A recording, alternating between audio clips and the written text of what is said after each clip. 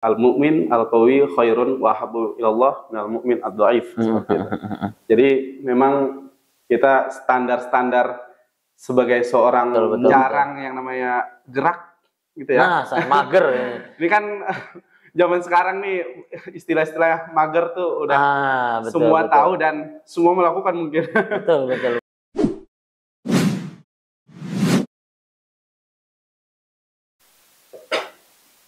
Bismillahirrahmanirrahim. Assalamualaikum warahmatullahi wabarakatuh.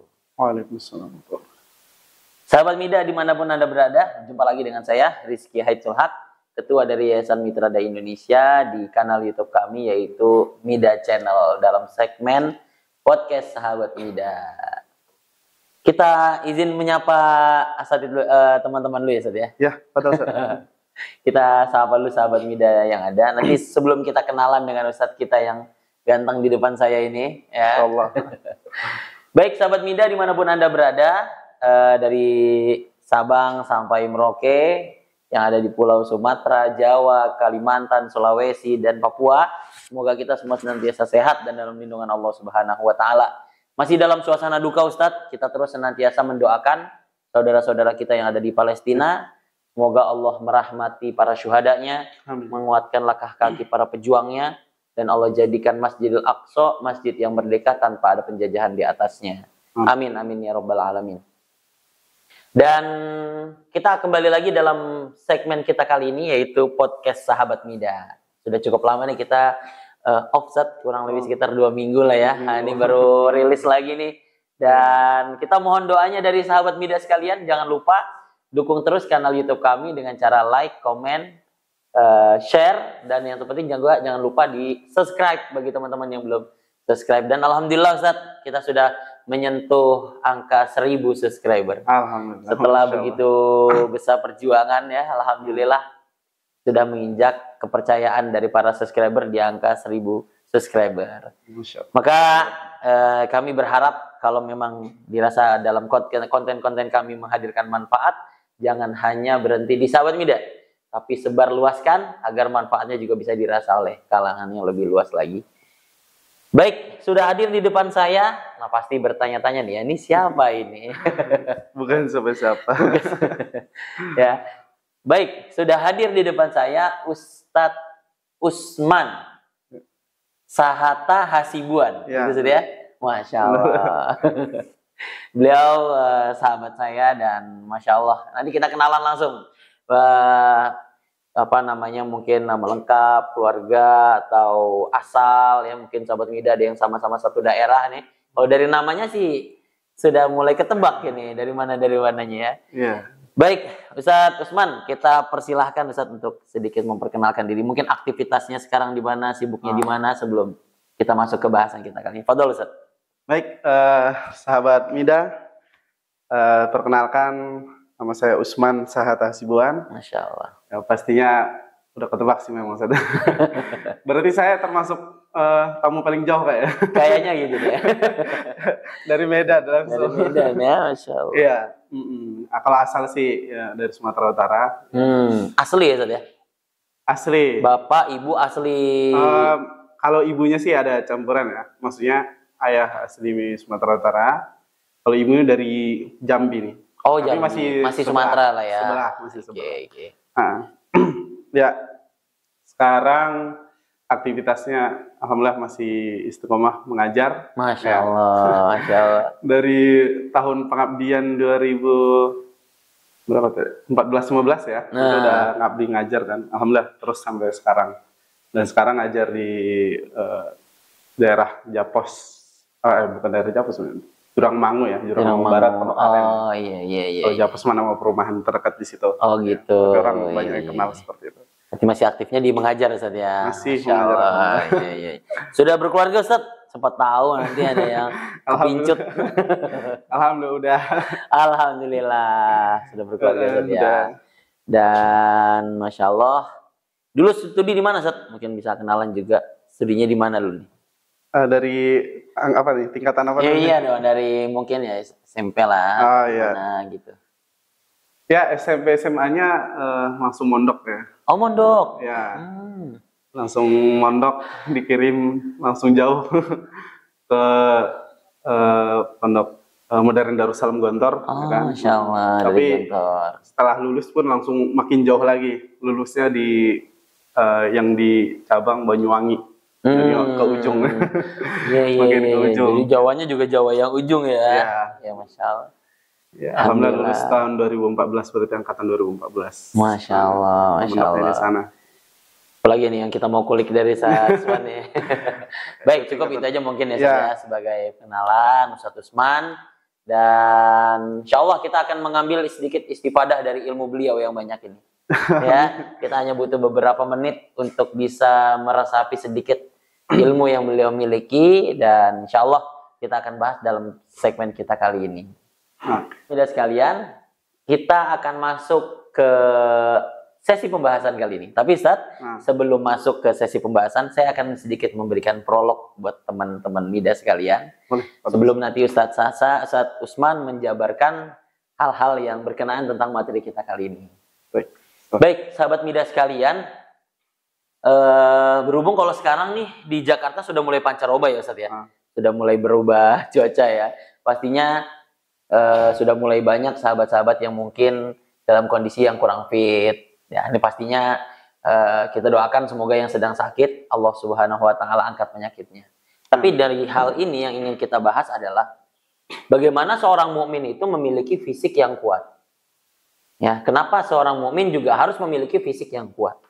Bagaimana cara mendapatkan fisik yang kuat? Dan juga dengan kebiasaan-kebiasaan yang mungkin kurang baik ya, atau hal-hal yang mungkin kebiasaan kurang mendorong pada hal yang membutuhkan fitnya tubuh. Nah, bagaimana cara kita juga keluar dari situ? Agar apa? Agar kita mendapatkan tubuh yang stamina yang kuat. Nanti hadisnya, jabarannya nanti insya Allah akan disampaikan oleh Ustadz Usman nih sebagai pemateri kita hari ini. Yang materi kita adalah apa?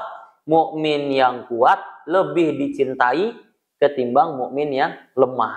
Jadi kuat yang dalam harapannya kuat yang bisa menghadirkan kesehatan dalam tubuh Ustaz ya. Bukan hanya kuat lalu dipakai untuk ini, tapi kuat yang dimaksud bisa menjaga stamina tubuh, lalu bisa memaksimalkan ibadah, dan seterusnya nanti dijelaskan langsung oleh Ustaz Usman. Ya, itu aja Ustaz sebagai prolog ya buat sahabat media sekalian. Untuk tidak memperpanjang waktu, kami persilahkan langsung Ustaz Usman untuk menjabarkan. Tafadhol Ustaz. Ya. Santai aja Ustaz. Nah, kalau mau minum sambil minum-minum, ya punya saya sudah tinggal sedikit ini. Ya, santai aja Ustaz sambil minum. Tafadhol Ustaz. Baik, Ustaz. Terima kasih.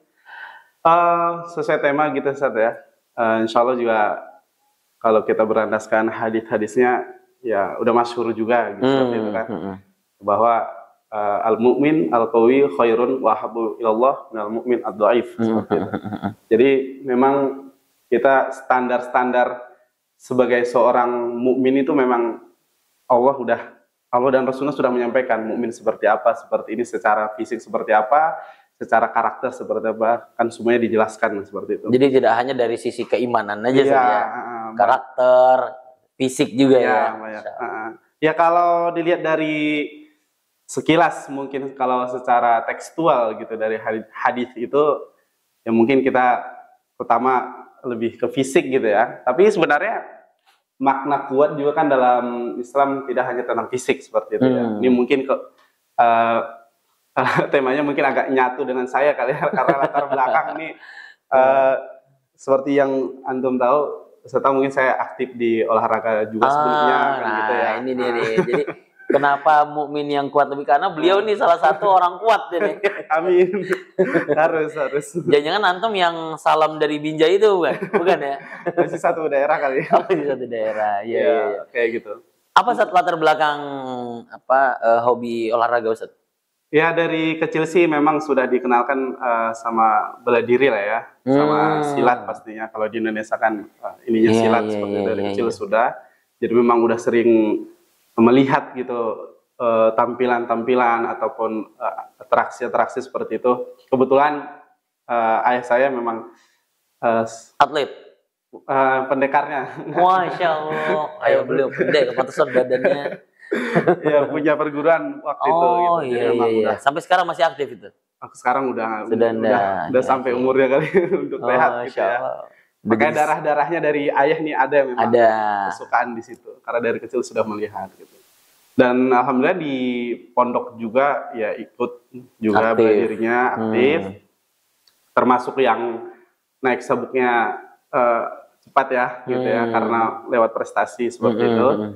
Terus keluar juga sempat aktif juga di perguruan yang di luar. Pastinya nyambung dengan perguruan di pondok ya. Betul. Saat keluar berarti saya ikutnya tapak suci. Oh gitu ya. gitu, ya. Gitu. Jadi disitulah ya diasah lagi bagaimana mengelola fisik, mengontrol emosi dan lain sebagainya. Gitu. Oke. Ya, kalau berbicara tentang mukmin yang kuat ya kita ambil dulu dari segi tadi fisik itu Ustaz ya. Ya memang kita dituntut memang tidak untuk lemah gitu ya. Tidak untuk lemah. Karena memang mukmin kalau kuat maka manfaat dia untuk masyarakat sekitar lebih terasa, lebih sangat dibutuhkan gitu. Jadi secara apapun yang dibutuhkan masyarakat, mungkin dalam kerjasama, gotong royong dan lain sebagainya, nah, itu sangat dibutuhkan gitu. Terus kalau seorang mukmin itu harus menjaga yang namanya fisik, kita juga harus kembali lagi kepada arahan-arahan ataupun yang udah disampaikan oleh Nabi, bagaimana kita bisa menjaga fisik yang kuat seperti itu, dari istirahatnya, konsumsi apa, terus olahraganya seperti apa, kan seperti itu. Betul. Jadi saya juga nih muhasabah diri nih untuk olahraganya nih. Oke, lanjut. Jadi memang kita harus melangkah di badan dulu, ya, seperti yang di pondok kan sering kita dengar itu. Al-aqlus salim fil jismis salim gitu ya. Ungkapan seperti itu ya. Jadi akal atau otak ini bekerja lebih optimal ya saat memang badan juga optimal, fit gitu ya. Kalau sakit kan pikiran kita juga betul. Nah, untuk ibadah juga ada jadi halangan gitu kan, untuk bermasyarakat juga bantu orang lain, untuk bermanfaat untuk orang lain menjadi halangan karena sehatan itu kan seperti itu. Nah, maka ini kita sebagai mukmin benar tadi yang di prolog tadi, bagaimana kita menjaga fisik biar kuat, dan ada juga hal-hal penting kalau secara fisik yang perlu kita bahas nih untuk kebutuhan kita untuk di akhir zaman ini, saat menurut saya. Masya Allah. Kalau menurut saya ini bukan tentang sekedar kuat fisik dan bisa bela diri dan semacamnya gitu Ustaz ya. Tapi ini juga tentang mental gitu ya. Nah, untuk akhir zaman ini saya rasa kekuatan mental itu harus lebih utama diasah juga. Karena percuma fisiknya kuat, punya teori ataupun mungkin bisa menjaga diri dan sebagainya, tapi mental ini kurang. Dan kita sebagai seorang muslim, mental mujahid kita kan harus ada tuh. Betul kan? Mental mujahid kita harus ada tuh. Jadi percuma kalau bisa gerakannya, dia punya badan yang mungkin bagus gitu ya, tapi secara mental ataupun ideologinya untuk berjuang gitu ya, itu tidak ada, itu sangat disayangkan banget seperti itu. Terus yang saya pahami juga masalah mukmin yang kuat itu, kita kembali ke arti kuat gitu Ustaz. Yang kuat yang kalau tadi kita sudah jelaskan ya, mana kuat itu bisa dipakai buat menolong orang, ya kan? Mana kuat tadi bisa dipakai untuk beribadah juga, ya Ustaz ya. Di lain itu juga mana kuat itu bisa dipakai untuk ya berjuang, berjihad gitu ya Ustaz ya. Artinya untuk menjadi jiwa yang mujahid dengan mental yang kuat gitu Ustaz ya. Benar. Iya. Kuat juga kan kita bisa artikan dengan tahan banting, sabar gitu kan. Sebenarnya orang yang kuat itu kan udah masyhur kalam-kalam ulama, orang yang kuat adalah orang yang bisa mengendalikan emosinya. Kan seperti itu. Iya. Jadi bukan tentang kita kuat-kuatan, jago-jagoan setelah fisik kita udah bagus, mungkin badannya bisa gerakan itu, tapi bagaimana kita mengendalikan emosi, kan seperti itu. Dan pemenang ataupun juara itu kan selalu diidentifikasikan ke orang yang benar-benar mengalah tapi dia pemenang gitu. Jadi mengalah bukan berarti kalah ya. Iya, mengalah bukan berarti kalah kan gitu. Jadi ini juga harus kita pahami gitu. Biar orang tidak salah paham juga. Takutnya nanti di mana-mana slogan dia mumin yang kuat lebih baik, lebih dicintai, tapi dia arogan. Gitu kan nggak bagus juga. Bahaya ini nggak bagus juga. Mungkin dia fisiknya kuat tapi tidak ada manfaat untuk sekitar gitu kan. Mungkin dia paling kuat di kampung itu tapi gotong royong nggak pernah ada gitu kan. Nggak bisa bantu apa-apa, nggak ada faedah gitu kan. Karena kan sebagai manusia juga yang bermanfaat untuk yang lain. Betul. Seperti itu. Artinya kuat itu tidak hanya untuk personal dia aja, untuk diri dia aja gitu ya. Tapi gimana kuat yang dimaksud itu bisa menghadirkan manfaat buat sekelilingnya. Ya, benar. Kan kalau sekarang nih mohon maaf ya kan, dengan adanya pola-pola gym, pola-pola apa itu kan lebih ke memantapkan personal diri gitu ya. Baik dia biar tampilnya lebih cool mungkin gitu ya. Tapi makna kekuatan yang dia bangun dalam proses itu tidak dia hadirkan dalam bentuk manfaat buat orang-orang lain. Nah itu berarti kalau Ustadz bilang tadi agak kurang pas ya berarti Ustadz ya? Iya benar. Ya kalau untuk diri sendiri kan ya bisa aja kita lakukan. Betul. Gitu. Tapi bagaimana mungkin kita setelah itu ada manfaat untuk orang dihadirkan lain. Buat yang lain manfaat. Ya benar. Gitu. Jadi kita kuat dan juga menguatkan orang lain itu juga lebih keren kan? Masya Allah. Tidak kuat sendirian, tidak sehat sendirian, kan itu sangat penting. Kan yang terpenting menguatkan makmum kita. Ya. Benar. Menguatkan. Ya. Memang kita mulai dari diri sendiri sih. Betul. Nah, kita kembali ke kuat tadi. Nah, tadi setelah dari sisi fisik mungkin kita bahas gitu, Ustaz.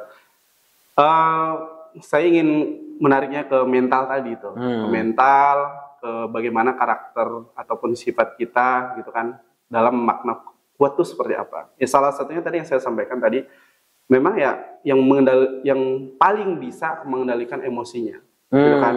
Nah, jadi Nabi juga kan jelas mengatakan la takdob walakal jannah seperti ya, gitu kan.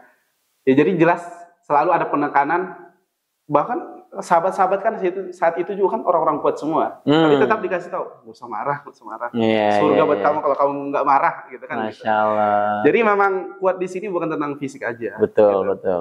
Mengendalikan emosi, tapi ada juga makna yang lebih dalam lagi dalam kuat itu, yaitu sabar. Nah kalau sabar ini yang kadang-kadang selalu pengertian orang tuh memang beda-beda Ustaz ya, masing-masing gitu ya. Jadi selalu diartikan sabar ini yang memang ya udah terima aja gitu kan, maksudnya selalu paling kelihatannya menderita gitu ya. Sabar-sabar dalam hal kayak gitulah gitu kan. Lebih ke pasrah lah ya. Lebih ke pasrah gitu ya. Jadi kelihatannya dia kena musibah, dia sabar dan diam, kelihatannya makin lemah kan kayak gitu.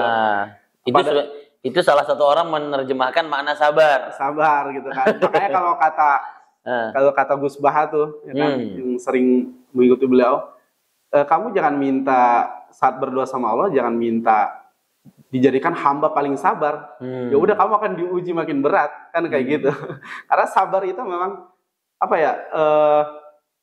maknanya itu bukan sekedar pasrah begitu aja gitu kan. Tapi kalau sabar nih, kalau kita bahas lagi tentang masalah kuat tadi, sabar ini bisa diartikan kuat dalam menerima apapun, tahan banting, tidak gampang rapuh, ya kan? Tidak gampang hancur. Sabarnya kan itu maksudnya. Kalau sabarnya hanya sekedar pasrah, kan kita udah sering melihat di berita-berita malah tali akhirnya kan, gantung diri gitu kan. Benar-benar iya. Banyak tuh sekarang kejadian-kejadian ya. Dikira dia sabar, tahu-tahu ya udah ujung sabarnya digantungan gitu. Iya, itu kan berarti kan ini tentang mental, Ustaz. Betul. Ini tentang mental. Makanya saya lebih membahas ini lebih dominan ke mental ini sebenarnya. Berarti kuat itu fisik, mental, ya. Terus yang ketiga sabar juga tadi ya. Sabar tadi. Sabar di sini diartikan jangan terlalu dominan, pasrah aja, nerimo ya. Enggak juga gitu kan. Nerimo di sini juga maksudnya tahan, kuat gitu kan. Jadi pasrahnya bukan pasrah yang lemah gitu. Jadi ini perlu mungkin masyarakat harus mulai teredukasi dengan hal-hal seperti ini. Karena masalah mental ini memang ya itu tadi, kita kan sangat miris melihat berita-berita seperti itu kan gitu. Karena nggak dilandasi dengan mungkin betul.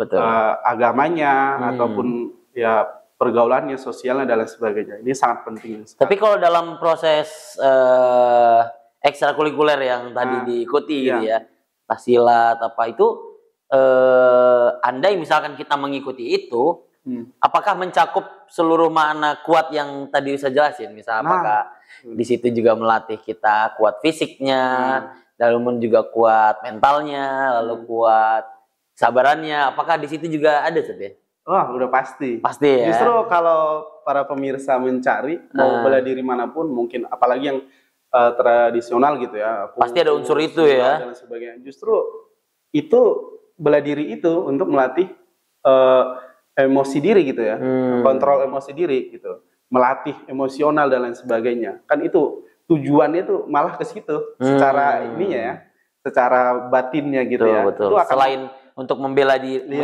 menjaga diri agar tidak dapat ya gangguan dari orang ya, tapi juga di situ dia belajar mengontrol emosinya ya. Ya itu lengkap sebenarnya. Makanya kalau orang belajar menguatkan fisik zaman sekarang atau belajar bela diri hanya untuk ya biar dia sekedar kuat atau terlihat kuat, berarti udah jauh nih dari filosofi. Justru malah bela diri itu tidak sesuai dengan maksudnya ya. Udah jauh. Bisa dicari itu pasti bela diri dari zaman dulu semuanya lengkap. Ada pengendalian emosi gitu kan. Bagaimana mengatur emosionalnya, sabarnya, semuanya lengkap di situ, gitu kan.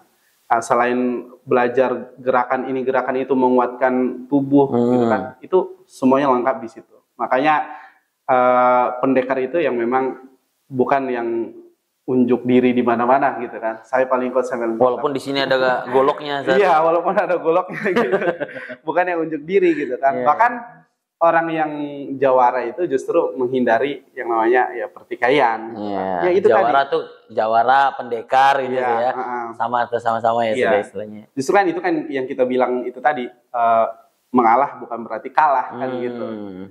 Jadi mengalah juga dialah pemenang di mata orang lain gitu. Kalau dia melakukan memperlihatkan kesabaran yang sangat baik itu, seperti itu. Oke, berarti kalau kita balik lagi ke hadis tadi. Al-mu'min, orang yang beriman, yang qawi gitu ya. Al-mu'minul qawiyyu khairun wa ahabbu ilallahi minal mu'minid dhaif. Berarti artinya memang orang mukmin yang kuat, yang lebih baik itu bukan hanya kuat secara fisik ya. Iya, benar. Tapi banyak makna kuat yang bisa kita pahami dari situ. Iya. Kuat fisiknya ya, kuat mentalnya, kuat menahan menahan emosinya ya. Masya Allah. Ya, dan termasuk saya. Kenapa? Bisa kategori yang nggak bisa nahan emosi atau gimana? Bukan. Saya secara profesi harus kuat juga kayak tadi, seperti makna tadi. Oh iya, benar. Menjadi guru kan tidak gampang ya. Oh iya, kalau gurunya pendekar macam-macam anaknya tak ya. Ya kan, itu dia. Kita kan menghindari hal-hal seperti itu. Makanya kita harus memahami kuat ini jangan sampai salah pengertian, salah makna kan seperti itu. Ketika dia mengikuti ekstrakurikuler yang di situ membentuk bela diri ya, lalu dia diberikan amanah dalam hal yang di situ membutuhkan kesabaran tinggi ya. Nah disitulah keseimbangannya dilihat ya. Iya benar. Iya betul. Ya teman-teman yang mengajar menjadi guru kan emang orang-orang sabar semua ya. Betul. Guru itu salah satu profesi yang paling sabar ya. Iya. Kan harus sabarnya kan nggak boleh diartikan tadi kan, bukan pasrah. Bukan. Jadi kalau saya guru hanya pasrah aja, ya mungkin nggak bakalan ada perubahan untuk diri sendiri dan anak-anaknya juga. Betul. Bahkan mungkin kita akan diremehkan gitu. Jadi sabarnya di sini memang kita juga kuat gitu ya. Tidak gampang rapuh, gampang hancur. Ini guru juga harus punya mental ini kan. Anaknya kita melihat anaknya liar sana sini, ucapannya kurang sopan.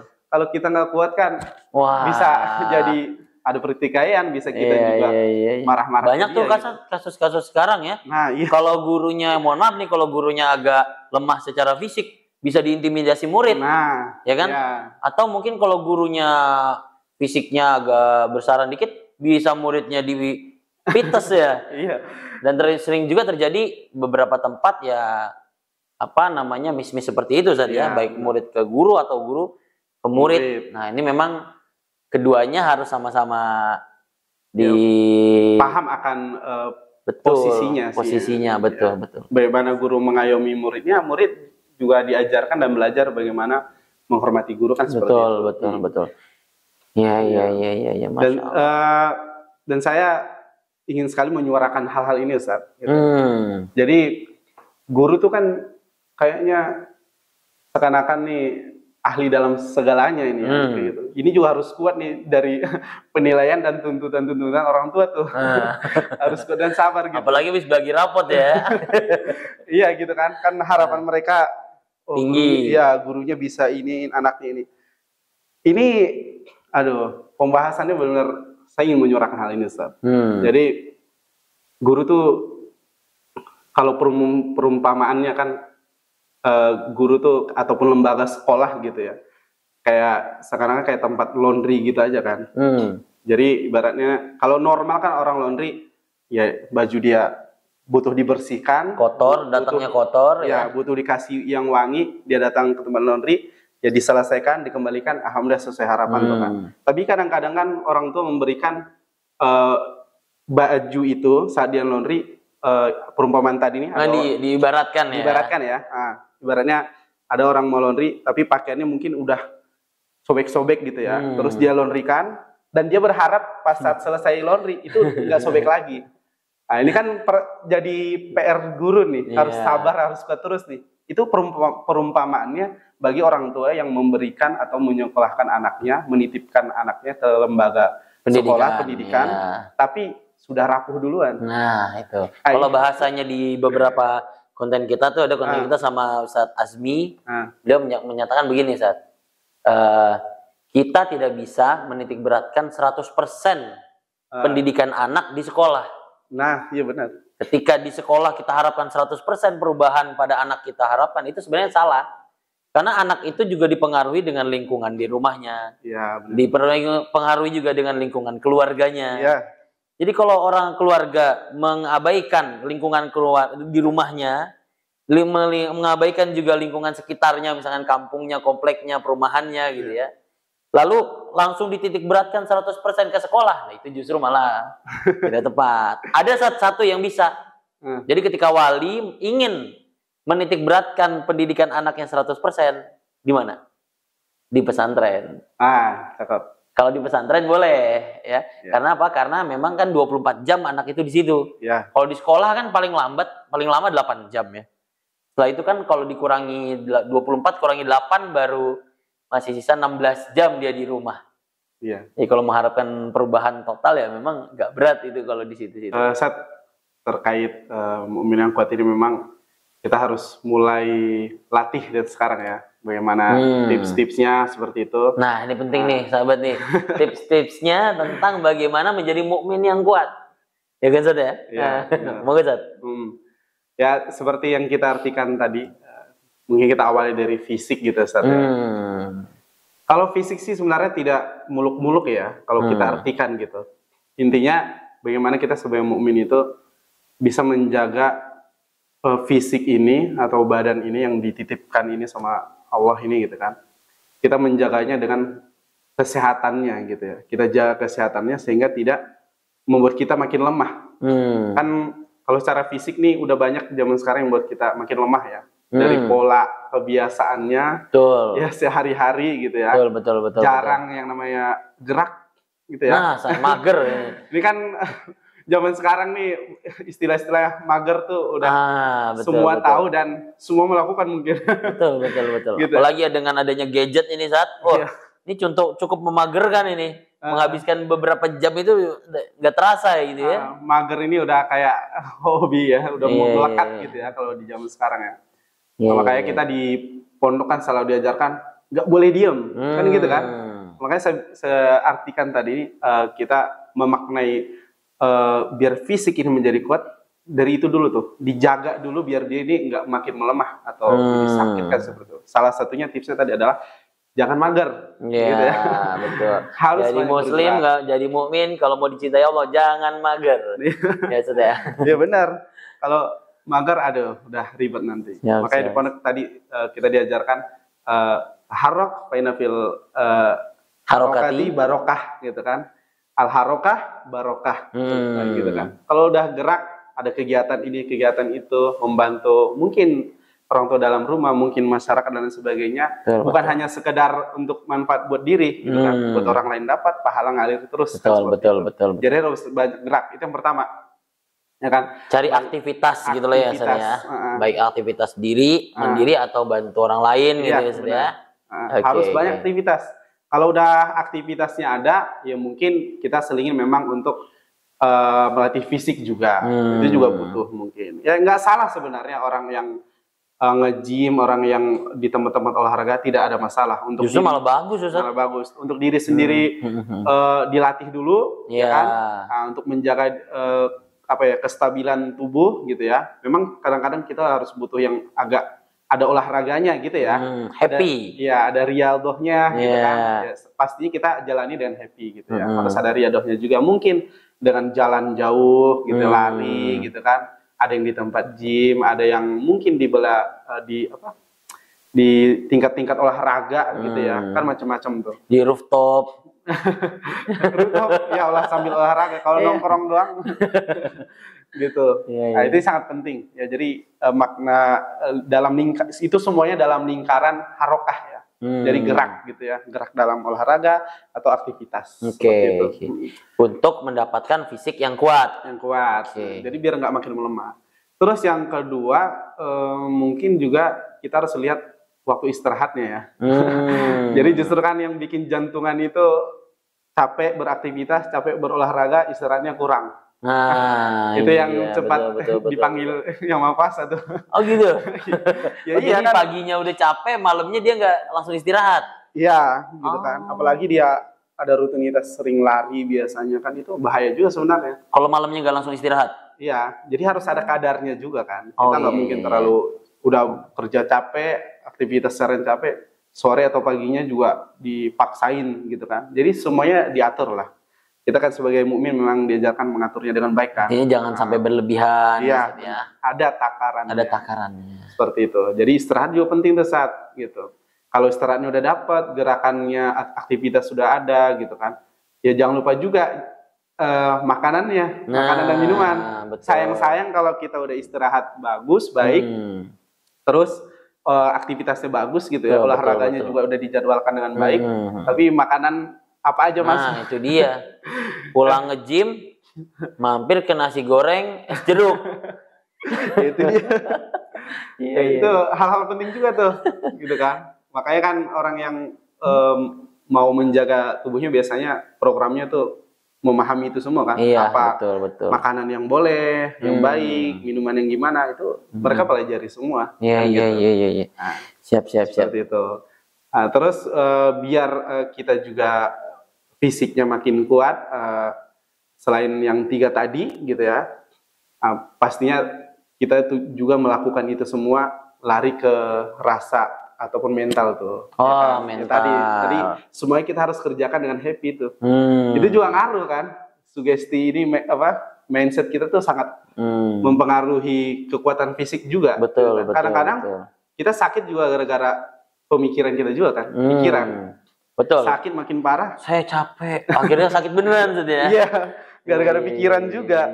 Ini hal yang sangat penting juga tuh. Makanya tadi kita artikan kuat itu bukan tentang fisik doang kan. Bahkan fisik bisa lemah gara-gara pikiran gitu. Jadi ada kaitannya sama mental tadi kan. Nah, ini sangat penting gitu. Nah, kalau udah lari ke mental tadi, ya itu tadi kita jabarkan artinya di dalamnya ada kuat, ada sabar kan gitu. Kita kan melatihnya di situ semua tuh. Jadi itu sangat penting sekali kita juga melakukan rutinitas kita itu dengan mental yang sangat bagus, pikiran yang sangat bagus. Nah itu insya Allah kalau pikirannya selalu happy gitu kan, gampang senyum, membuat orang juga senyum, membuat orang bahagia. Itu kayaknya sehatnya kita bukan sekedar lewat situ aja, bahkan bisa juga lewat doa-doa mereka juga kan gitu. Itu udah pasti kan, membuat orang bahagia, kita juga bahagia, mereka doakan kita. Betul. Kan Masya Allah tuh. Iya. Nah itu juga sangat mempengaruhi. Jadi kesehatan bisa jadi bukan dari fisik aja saja ya. Dengan kita menebarkan kebaikan ya. Atau kita mendapatkan feedback kebaikan dari orang juga. Nah, itu dia. Mungkin yang tadinya lemes dapat senyuman dari si dia, wah semangat. Ya pastinya pasti semangat kan. Yang udah apalagi yang berpasangan itu kan dia pulang ke rumah mendapat senyum, mendapat Betul. sambutan yang baik kan. Capek itu Masya hilang Allah. semua kan biasanya. Bagi-bagi Buat- kita yang berkeluarga kan udah ngerasain gitu kan. Buat yang masih Masih mencari boleh. masih mencari, silakan lengkapi setengah agamanya. Iya, semoga. Iya, iya. Tadi yang kekuatan yang dibangun dari sisi mental. Iya. Tips membangun kekuatan dari sisi mental tadi Sat ya. Iya. Jadi kalau kita mau menguatkan sisi mental tadi, ya memang kita harus banyak mendengar kajian-kajian juga sih. Bagaimana kita tadi mengendalikan emosi, sabar itu seperti apa sih gitu kan. Kalau kita menghadapi orang yang memang real, zolim banget sama kita, bagaimana. Memang sih semuanya kalau masalah mental itu landasan-landasannya memang tidak lepas dari agama juga ya, gitu kan. Bagaimana Allah memerintahkan kita dalam sabar, Betul. bagaimana Rasulullah memperlihatkan atau mencontohkan kepada sahabatnya dan mengejarkan kepada kita sabar itu seperti apa. Kemuliaan-kemuliaan yang hadir ketika kita jadi orang yang bersabar. Sabar, ya kan. Innallaha ma'as-sabirin kan gitu aja. Jadi kalau ingin Allah membersamai kita, jadilah orang yang bersabar. Ya. Salah satunya ya menjadi guru boleh kalau mau dicoba. Nah, salah satunya kalau menjadi orang yang bersabar, jadilah guru. Boleh. Insya Allah makin lama jadi guru, tingkat kesabarannya makin meninggi saja. Meninggi ya, makin levelnya. Insya Allah. Insya Allah. Ya, itu penting juga sih. Iya. Penting banget. Pengalaman-pengalaman kita itu tadi penting banget untuk melatih diri tadi. Betul. Punya mental yang sangat sabar gitu ya, sangat kuat lah dalam segala hal gitu ya. Masya Allah. Menghadapi jiwa-jiwa yang bermacam-macam ya, berinteraksi. Makanya jadi presiden, jadi pemimpin itu kesabarannya harus benar-benar matang saja ya. Iya. Yang nggak boleh temperamen, harus benar-benar ya bisa merangkul ya berbagai macam karakter orang. Contoh, misal kayak ketemu karakter suku yang agak keras misalkan, ya kan nggak bisa dihadapi dengan kekerasan saja, harus diberi dengan kelembutan. Ya itulah pengalaman sosial kita memahami itu kan. Dan itu dirasakan salah satunya profesinya sebagai seorang guru ya, itu udah pasti. Apalagi wali kelas. Benar. Apalagi yang muridnya mungkin berbagai daerah tadi itu kan, dari latar belakang suku yang memang ya adatnya bawaannya beda gitu. Biasa ngomong. Kenapa ada orang ini kok kalau ngomong selalu keras? Kenapa? Ada tahu gak kenapa latar belakangnya? Bukan karena suku, Sat. Jadi karena memang di daerahnya rumahnya tuh jauh-jauh. Iya. Kalau manggilnya, hei, nggak kedengeran, harus, woi, itu baru kedengeran. Ya itu kan. Jadi, akhirnya karena rumah dia di daerah di kampungnya jauh, pindah ke Jakarta yang rumahnya deket, nggak biasa dia manggil, woi. Udah kayak marah ya. Iya, kayaknya marah gitu. Padahal kayak pakai toa kalau ini. Jadi kenapa dia misalkan ada orang yang karakter ngomongnya keras-keras ya karena salah satunya tuh saya dapati di rumahnya tuh karena memang jauh-jauh. Iya, itu salah satu faktornya. Jadi bukan ujuk-ujuk dari sananya gitu. Tapi memang ada faktor lingkungan yang membuat karakternya sedemikian rupa gitu, Ustaz. Iya, benar. Masya Allah. Baik, jazakallah khairan Ustaz. Usman atas pemaparannya tadi, Masya Allah sangat bermanfaat ya sahabat media sekalian. Baik, Masya Allah, jazakallah khairan Ustaz Usman. Diminum lagi Ustaz, terakhir Ustaz habis ini closing habis ini. Oke. Closing statement ya bahasanya itu. Masih aman Ki kamera? Wih, masih aman lah. Udah berapa menit kira-kira tuh? 11 menit. Kalau yang sebelumnya? Udah hampir 30-an menit lebih kan? Gak kerasa kan? Iya. Alhamdulillah. Udah habis mie ayam tadi? Gimana anak ke-gym makannya mie ayam? Belum makan.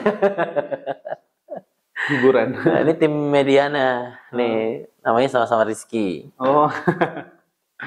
Insya double Rizky.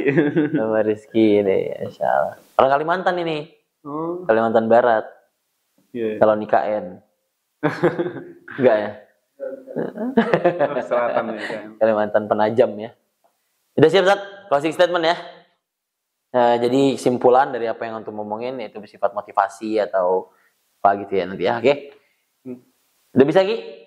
Ya. Baik, jazakallahu khairan Ustaz Usman atas pemaparannya tadi, dan kita tidak terasa nih sudah berada di akhir segmen. Sebelum kita tutup, kita mau minta dulu nih closing statement dari Ustaz Usman, baik bersifat motivasi atau penguatan dari apa yang tadi sudah kita bahas tuh panjang lebar untuk sahabat Midas sekalian, Ustaz. Oke. Boleh sambil menghadap kamera, Ustaz. Padahal Ustaz. Baik sahabat Midas sekalian, pada tema kali ini saya ingin menyampaikan bahwa menjadi mukmin memang bukan sekedar kita memperlihatkan kesolihan kita begitu Ustaz ya, ibadah-ibadah kita seperti apa di mata orang seperti itu, tapi kita juga harus kuat tuh, harus kuat, dan kita artikan kuat itu seperti yang tadi, punya mental yang sangat bagus, kuat dalam segala medan rintangan seperti itu, tidak gampang rapuh, tahan banting. Nah, ini yang sangat dibutuhkan untuk saat ini. Tidak gampang rapuh dan tahan banting. Karena saat ini kita sedang dalam lingkungan ataupun menghadapi generasi-generasi yang mental-mentalnya seperti yang udah kita tahu, ya, lebih dari mental kerupuk, bahkan tisu gitu ya. Karena air dikit langsung menyebar dan hancur seperti itu. Baik sahabat Midas sekalian,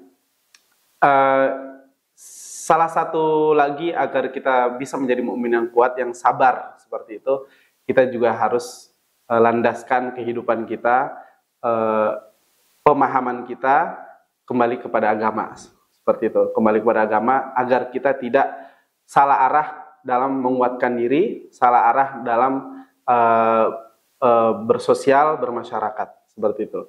Dan dalam hal sabar, kalau kita tidak bisa sabar, maka diamlah obatnya. Gitu. Mungkin seperti itu yang bisa sampaikan. Mohon maaf kurang lebihnya. Sampai jumpa di lain waktu lagi. Masya Allah. Jazakallahu khairan Ustaz Usman ya. Masya Allah. Yang terpenting tadi poinnya adalah jadikan semua apa yang kita lakukan, kuatnya kita, sabarnya kita, dan berbagai macam ujian hanya untuk Allah Subhanahu Wa Taala. Ya Ustaz ya. Insya Allah kalau kita niatkan karena Allah sih, tidak ada hal yang bisa menghalangi kita ya. Amin. Ya, ada orang yang sakit-sakitan di sekolah gitu ya. Tapi karena dia berdakwah di medan dakwah yang memang di situ butuh fisik yang kuat. Anak pernah ke NTT tahun 2000 akhir-akhir 2018 ya. Kita habis mandi di bawah. Jadi tuh tempat mandinya tuh kita harus jalan ke bawah 15 menit. Curam gitu. Mandi di bawah tuh, mandi, naik lagi, keringetan lagi. Iya ya. Itu kan kalau orang yang biasa di sekolah sakit-sakitan, ada teman saya kayaknya dulu fisiknya ya pas-pasan lah ya. Tapi qadarullah dengan izin Allah karena dia berdakwah di sana, nggak disangka-sangka Ustaz, ternyata fisiknya Masya Allah. Makin kuat ya. Makin kuat itu. Perubahan. Dan itu kan pasti fisik, mental itu ada semua di situ Ustaz ya. Lagi berhadapan dengan kultur-kultur baru yang dia belum pernah hadapi sebelumnya. Nah, maka ini bahasan ini sangat penting. Ini tadi yang disampaikan oleh Ustaz Usman. Semoga menjadi amal jariah buat Ustaz yang menyampaikan dan juga buat sahabat Midas sekalian yang mendengarkan. Alhamdulillah kita sudah berada di akhir segmen. Terima kasih banyak sekali lagi Ustaz Usman sudah menyempatkan hadir di podcast Sahabat Mida pada kesempatan sore hari ini. Dan kita pamit undur diri oleh sahabat Mida sekalian. Baik sahabat Mida, saya Rizky Haidsul Haq, Ketua dari Yayasan Mitra Dai Indonesia bersama Ustadz Usman Sahata Hasibuan ya, undur diri. Dan sebelum itu kami terus mengajak sahabat Mida sekalian, jangan lupa dukung terus kanal YouTube ini dengan cara gimana Ustadz? Share, like, subscribe. Nah, ya, jangan lupa tuh. Jangan lupa Ustadz, nanti bantu share-share Ustadz ya. Oke, siap. Semoga bisa makin luas ini manfaat yang kita hadirkan dalam kanal YouTube ini. Baik, kami ucapkan terima kasih buat sahabat Mida semua dari Sumatera, Jawa, Kalimantan, Sulawesi, Papua yang terus hadir membersamai di podcast sahabat Mida ini. Kami doakan semoga selalu sehat dan dalam lindungan Allah Subhanahu Wa Taala. Kami mohon maaf andai ada tutur kata atau penyampaian kami yang kurang berkenan. Hadanallahu wa iyyakum ajmain. Wassalamualaikum warahmatullahi wabarakatuh. Waalaikumsalam warahmatullahi wabarakatuh.